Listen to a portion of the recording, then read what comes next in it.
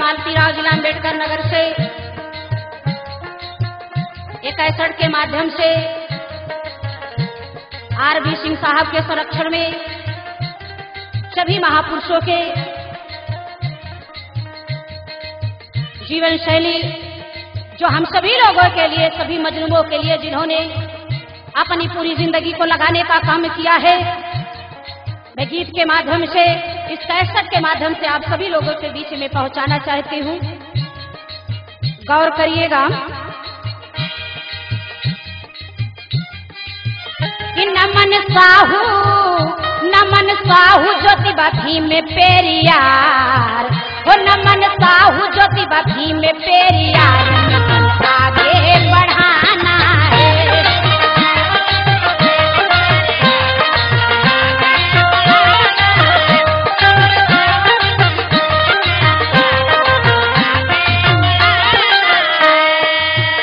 भाग्यदारी और हक को दिलाना है, भाग्यदारी और हक को दिलाना है। नमन साहू ज्योतिबा भीम में पेरियार, आगे बढ़ाना है।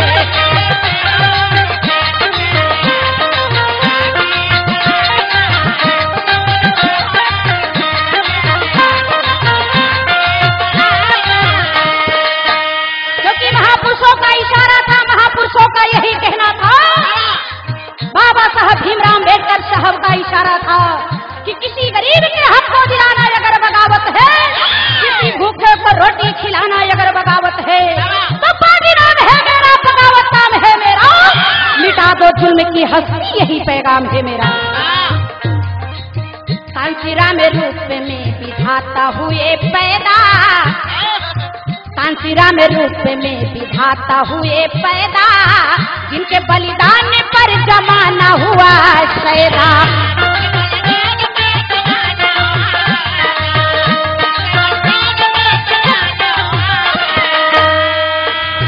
कांसीराम रूप में विधाता हुए पैदा, जिनके बलिदान पर जमाना हुआ शैदा।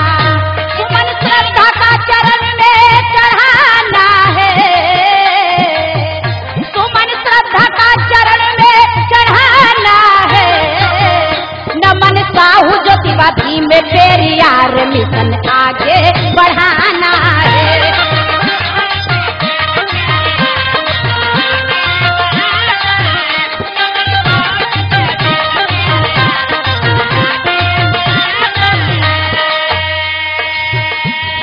जिहाद इनकलाब कांशीराम का,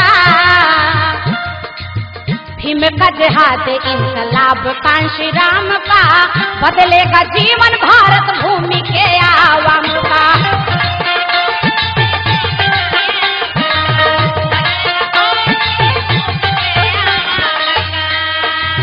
भीम का जिहाद इनकलाब कांशीराम का, बदलेगा जीवन भारत भूमि के आवाम का।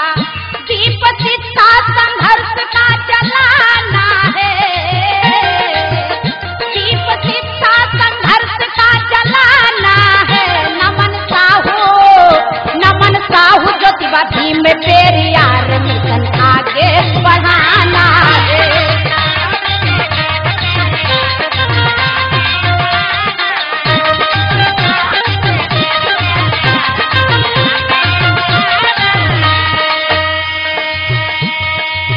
आरक्षण भीख अधिकार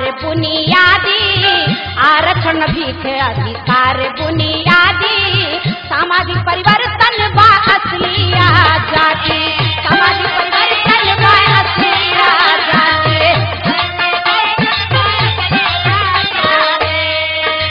आरक्षण भीम अधिकार बुनियादी, सामाजिक परिवर्तन बा असली आजादी। सबक पैरी को लड़के दिलाना है, सबक पैरी को लड़के दिलाना है। मिशन साहू ज्योतिबा भीम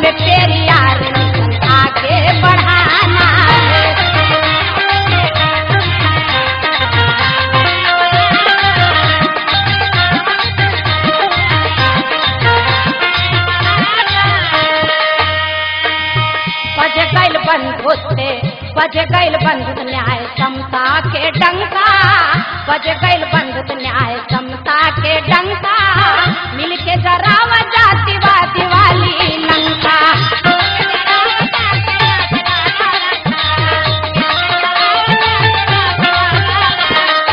बज गईल बंधुत न्याय समता के डंका, मिलके जरावा जातिवादी वाली लंका।